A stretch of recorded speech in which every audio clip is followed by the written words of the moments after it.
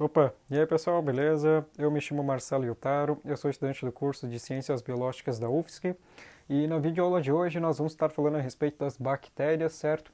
Portanto, para essa aula eu separei três tópicos importantes, para essa primeira parte da aula, tá? Eu vou estar falando então a respeito de características gerais, estruturas e classificação, beleza?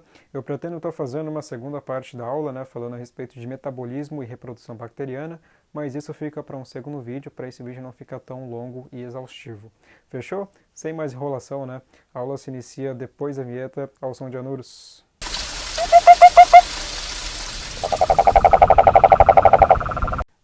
Então tá, vamos começar falando a respeito das características gerais das bactérias, beleza?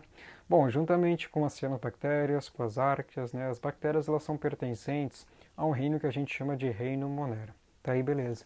Se tratando das características gerais das bactérias, a primeira que você deve ter na sua mente é que são organismos unicelulares, Portanto, a bactéria ela é uma única célula, é composta por uma única célula, tá? A grande questão é que uma bactéria ela pode viver isolada, sozinha, ou ela pode viver ali agrupada em colônias, tá? Como é o caso aqui dessas colônias que eu desenhei. Cada bolinha dessa, eu estou representando uma célula bacteriana. Portanto, cada bolinha dessa é um ser, é um organismo fisiologicamente independente. Beleza? Então, a primeira característica é que são unicelulares, podendo viver isoladas ou em colônias, tá? Bom, eu falei de célula bacteriana, mas como que a gente nomeia uma célula bacteriana? Como a gente denomina uma célula de uma bactéria? Bom, a célula bacteriana a gente chama de célula procarionte, ou célula procariótica, tá? O que é uma célula procarionte, Qual que é a diferença entre esse tipo de célula com uma célula eucarionte? Se a gente for analisar uma bactéria, o seu meio celular, a gente nota a diferença na ausência de algumas estruturas, tá? Na célula bacteriana, na célula procariótica, a gente não vai ter a presença de uma carioteca, ou seja, a gente não vai ter a presença de um envoltório nuclear ali que delimita um núcleo, onde tem um material genético ali dentro. No citoplasma de uma célula bacteriana, a gente vai ver um material genético, o DNA, esparramado ali, desorganizado no citoplasma, sem a presença dessa carioteca. Além disso, a gente não vai ter também outras membranas, organelas membranosas, como é o caso ali do complexo de Golgi, retículo endoplasmático rugoso, liso, mitocôndria, enfim, todas essas organelas membranosas, elas são encontradas em células eucariontes, não nas células procariontes, tá? Portanto, o que a gente vê numa célula procarionte? A gente vê um material genético desorganizado, esparramado ali, estruturas que a gente chama de ribossomos, vários ribossomos.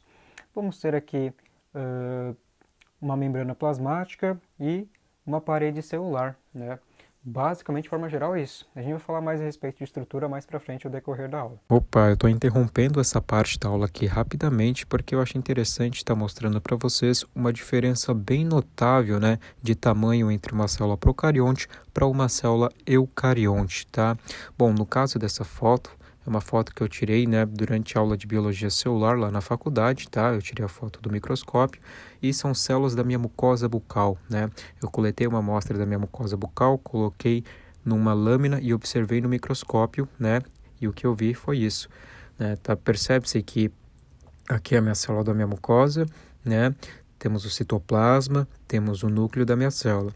E dentro do citoplasma a gente vê vários pontinhos azuis, Percebe? Vários pontinhos pequenininhos, dentro do meu citoplasma. Então, esses pontinhos são bactérias. Mas caraca, Marcelo, nossa, mano, você tem um monte de bactéria na boca. Sim, você também tem um monte de bactéria na boca. Pessoal, bactéria tem em tudo quanto é lugar. No seu corpo, na sua boca, no solo, no ar, na água. Enfim, bactéria tem tudo enquanto é lugar. Beleza? Então não se assuste quanto a isso. Na sua boca também tem um monte de bactéria, acredite. Então esses pontinhos pequenininhos são bactérias. Olha a diferença de tamanho, Cabem várias bactérias dentro de uma única célula da minha mucosa bucal, percebe? Então é isso, pessoal, só queria mostrar mesmo a diferença quanto ao tamanho a esses dois tipos celulares, tá? No caso, a célula procarionte é bem menor se comparado à célula eucarionte. Beleza? Sem mais enrolação, a gente vai dar continuidade à nossa aula. Beleza? Então tá, célula procarionte.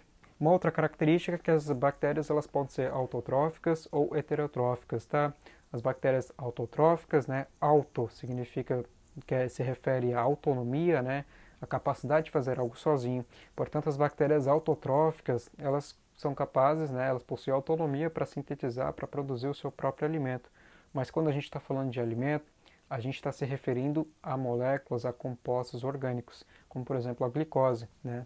Geralmente as bactérias autotróficas realizam fotossíntese, ou seja, obtém essas moléculas orgânicas por meio da energia luminosa, ou bactérias que realizam quimiossíntese, né? A obtenção desses compostos se dá por meio de reações inorgânicas de oxirredução. Beleza? Enquanto as bactérias heterotróficas, né, são aquelas bactérias que não possuem essa autonomia, né, de sintetizar sua própria molécula orgânica, seu próprio composto orgânico. Portanto, ela atua como decompositora no meio, né, reciclando ali a matéria orgânica ali presente no meio. Beleza? Então as heterotróficas não possuem essa autonomia aí para produção do seu próprio alimento, digamos assim, certo? Bom, uma outra característica interessante é que elas podem ser aeróbicas ou anaeróbicas, né?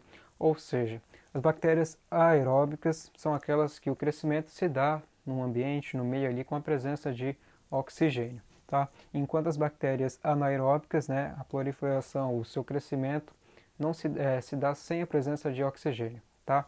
Mas a gente também tem as facultativas, tá? Em que o crescimento se dá aí tanto no meio aeróbico quanto no meio anaeróbico, ou seja, com ou sem a presença de oxigênio. Beleza? Então tá. Vamos falar agora um pouco sobre a importância, certo?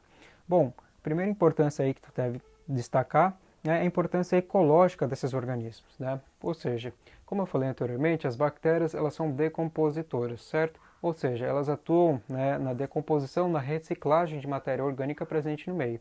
Além disso, as bactérias são produtoras dessas moléculas orgânicas, elas realizam fotossíntese, realizam quimiossíntese, certo? Então ela possui, desempenha um certo papel ecológico ali no meio, no ambiente, tá? Uma outra característica, né, é a importância alimentícia, tá? A maioria desses alimentos, né, derivados de leite, né, a gente tem iogurtes, a gente tem queijos, enfim, esses alimentos, a produção deles se dá a partir do processo de fermentação de bactérias, bactérias que realizam fermentação, tá? Então, é graças à presença dessas bactérias que você toma o teu iogurte, por exemplo, tá? O lactobacillus, né, que é bastante presente, principalmente no Yakult, né, bem famoso aí um exemplo. Enfim, a gente tem então uma importância aí no setor, na indústria alimentícia, certo? Uma outra importância das bactérias é uma importância fisiológica, né? Bom, o nosso organismo, né, não produz assim, não tem aquela autonomia para a produção de algumas vitaminas, como a vitamina K, vitamina B12, né? Já as bactérias, a gente tem várias bactérias aí que produzem, sintetizam, né, essas vitaminas, né, que são essenciais aí para o bom funcionamento fisiológico do nosso corpo, certo? Além disso, a gente tem bactéria presente também nas nossas mucosas estomacais, né? A gente tem bactéria presente nas nossas mucosas bucais, né? Tem bactérias que atuam em algumas partes do sistema digestório. Então, assim, elas atuam ali no nosso organismo, né, fisiologicamente, né? Então, nem toda bactéria é ruim. Tem bactéria que também nos ajuda. Uma outra importância é quanto à saúde pública, né? Bom, as bactérias elas são agentes causadoras de doença, né? A gente tem aí a cólera, por exemplo, né, causada por uma bactéria. Por que é importante a gente estudar as bactérias? Justamente para a gente compreender como é que se dá esse mecanismo de infecção e tudo mais, para a gente, sei lá, para a produção de fármacos, enfim, para manter ali a segurança sanitária da população, né, saúde pública. Então, é importante a gente compreender um pouquinho melhor, né, para conseguir conter essas doenças. Bom, já falamos de características gerais, né? Vamos falar de estrutura agora, certo? Bom, só para falar de início, né? Bom, essa é uma estrutura geral, tá? Nem toda bactéria vai ter essa mesma estrutura, tá? No caso, eu desenho uma bactéria no formato de bacilo, tá? E o que a gente nota aqui no citoplasma? De cara, a gente vai ver que não tem complexo de Golgi, como eu falei, não tem retículo endoplasmático rugoso, enfim, não tem organelas membranosas. A gente nota aqui o DNA, que é o material genético aqui, ó, todo desorganizado, esparramado no citoplasma da célula, né? Esse DNA a gente chama de nucleóide, certo? É um DNA enovelado ali, circulado, certo? E é justamente ele que contém, né, os genes, as informações genéticas ali para codificação de proteínas, certo? E quem vai traduzir a codificação dessas proteínas são os ribossomos, tá? A gente vai ver várias estruturas como essa, né? Ribossomos que atuam como enzima aí para a sintetização de proteínas, presentes aqui no citoplasma da célula bacteriana, tá? Então os ribossomos eles vão ser importantes aí para a síntese dessas proteínas, tá? Bom, além disso, a gente nota aqui, ó, essa estrutura que nós chamamos de plasmídio, tá? Os plasmídios nada mais é do que fragmentos aí de DNA que ficam no citoplasma também. São fragmentos de DNA circular, né, que ficam ali aleatoriamente no citoplasma. Não é aleatoriamente, eles desempenham um papel, né? Inclusive, a resistência a determinados antibióticos, né, a substâncias nocivas para as bactérias, está diretamente relacionada, às vezes, com a presença desses plasmídios, porque esses plasmídios, esse material genético, esse DNA circular, ele codifica algumas proteínas de defesa, né, para as bactérias, dando resistência a antibióticos, né? Olha que interessante. A gente vai ter bactéria que tem vários plasmídios no citoplasma, assim como a gente vai ter bactérias que têm poucos plasmídios ou até não tem plasmídio, tá? Mas a questão é que podem apresentar plasmídios, beleza? Bom, vamos partir agora para os envoltórios, né? A gente vai ter aqui a membrana plasmática, né? Que é uma bicamada lipídica que atua ali no processo ali de seleção, né? Da entrada e saída de substâncias da célula bacteriana, né? A fronteira do meio intra com o meio extracelular, certo? Para além dessa membrana aqui, a gente vai ter aqui em rosa, que eu desenho em vermelho, enfim, a parede celular, tá? E aí eu quero que você anote aí, a parede celular das bactérias é constituída por isso, ó, peptídeo glicano, né? Ou seja, o que é peptídeo glicano, pessoal? Né? Que composto é esse? Bom, vamos dividir aqui a palavra. Peptídeo, né, se refere a aminoácidos. Glicano se refere a polissacarídeos, carboidratos. Portanto, peptídeo glicano, né, nada mais é do que uma cadeia de aminoácidos ali se ligando junto ali com carboidratos, tá? Então, a composição da parede celular nada mais é do que isso, né, peptídeo glicano, beleza? A função é dar uma rigidez ali, uma função protetiva para a célula bacteriana. Bom, algumas bactérias podem apresentar cápsula, né? E essa cápsula geralmente é constituída aí de lipossacarídeos, né? Polissacarídeos, ou proteínas, ou com proteínas, enfim, tá? Além disso, a gente vai ter algumas estruturas locomotoras, né? A gente tem bactérias que vivem no meio aquoso, esses flagelos, né, ajudam na locomoção, né, na natação desses organismos no meio aquoso. Então a gente vai ter algumas estruturas locomotivas, né, como cílios e flagelos, no caso fímbrias e flagelos, que vão auxiliar aí na natação, na locomoção desses organismos aí, dependendo do ambiente. Beleza? Bom, referente à estrutura, eu acho que é isso mesmo. Vamos partir para o próximo tópico, que é a respeito de classificação. Beleza? Bom, aqui eu desenhei algumas formas bacterianas, tá? E no início eu falei que elas podem viver tanto sozinha quanto em colônias, tá? Bom, bactérias que vivem sozinhas podem ter essas formas bacterianas, né? A primeira aqui, nesse formato esférico, a gente chama de cocos, né?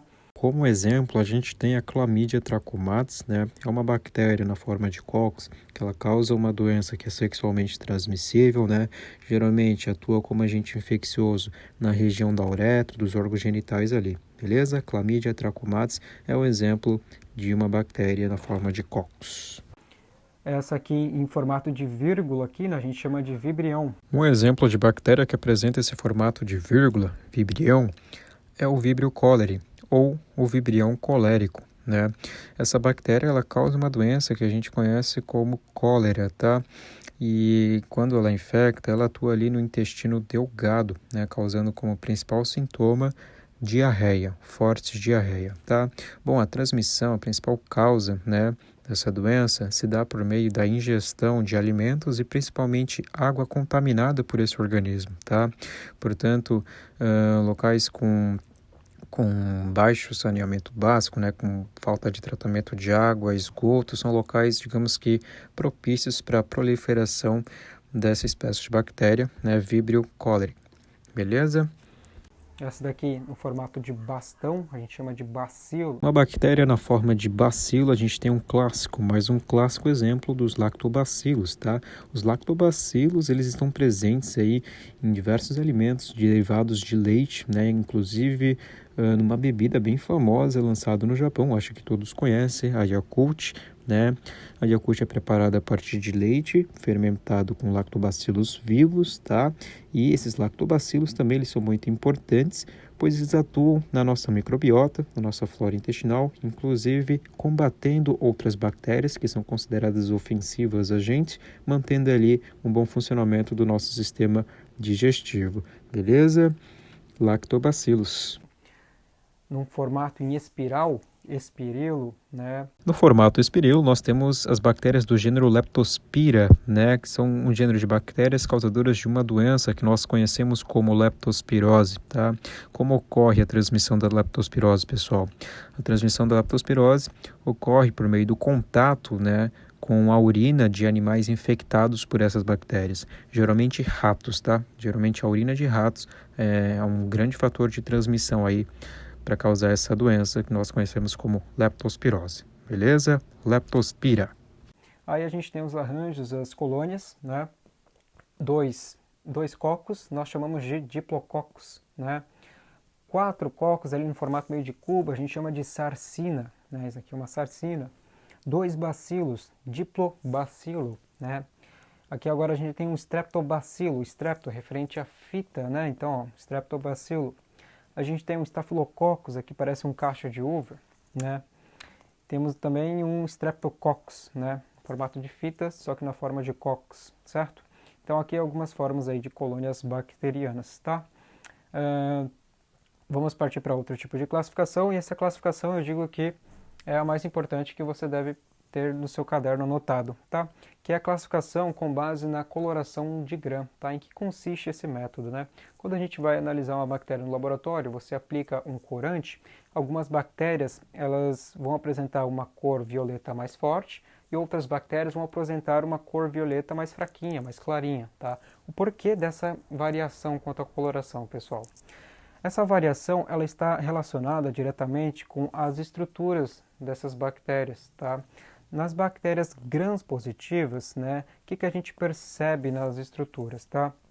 A gente percebe o seguinte, a presença de uma parede celular, lembra de peptidoglicano, e uma membrana plasmática, né, uma bicamada fosfolipídica, certo? O que acontece? Quando se aplica o corante gram, né, violeta, se aplica e esse corante ele tem contato diretamente com a parede celular e essa parede celular fica encharcada aí de corante e dá um tom aí mais intenso, né? Fica mais violeta, mais forte, né? Tipo, digamos, a coloração é mais forte. Diferentemente, no caso das grãs negativas, né? A gente nota uma diferença quanto à estrutura. Qual que é a diferença que a gente nota aqui? Bom, a gente vê que existe uma parede celular, só que a gente vê a presença de uma dupla membrana. A gente tem a presença de duas membranas aqui, né? Que estão envolvendo essa parede celular. Então a gente tem a membrana plasmática aqui, a bicamada fosfolipídica, a parede celular de peptidoglicano, geralmente um pouquinho menor, e acima dessa parede celular a gente vai ter uma outra membrana de lipossacarídeos ali, de lipídios e carboidratos, beleza? Então quando se aplica o corante, né, violeta, ele não tem um contato direto com a parede celular. Primeiramente, ele entra em contato aqui com essa parede, com essa membrana, certo? Para depois chegar aqui na parede celular. Por isso que a coloração geralmente é um pouco mais clara. Então, desse modo, classificam as bactérias gram positivo e gram negativo, tá? Referente às suas estruturas. No caso, a gram negativo vai ter a presença aí de duas membranas, tá? Envolvendo aqui a parede celular. Enquanto a gram positiva, né, vai ter a membrana plasmática e a parede celular, tá? Tendo uma coloração mais forte. Beleza, pessoal? Bom, eu acho que é isso, né? Qualquer dúvida que vocês tiverem, qualquer crítica construtiva, pode estar deixando aqui nos comentários, que é sempre muito importante para eu estar melhorando. E eu acho que eu acabei falando meio rápido, mas enfim. Muito obrigado por ter assistido. Não esqueça de deixar o seu like aí para apoiar aí.